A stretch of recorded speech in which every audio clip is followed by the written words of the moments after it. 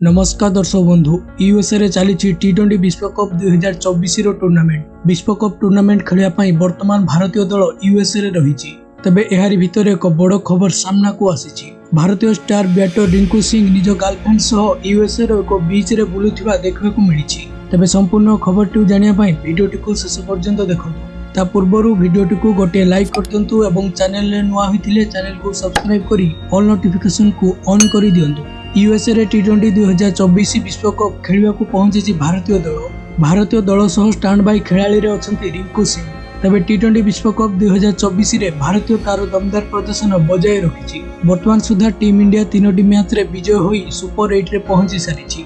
Team India जून 5 रे प्रथम match रे आयरलैंड को 8 विकेट रे हरैछि एवं जून 9 रे द्वितीय मैच रे पाकिस्तान को 6 रन रे हरैछि एवं जून 12 रे यूएसए को 7 विकेट सह हरैछि। तबे एहारी मध्य रे यूएसए रे एक बीच रे रिंकू सिंह एक सुंदरी कन्या सह देखा जायथिले एवं से रिंकू सिंह को गर्लफ्रेंड बोली सोशल मीडिया रे बहु मात्रा रे वायरल होथिले।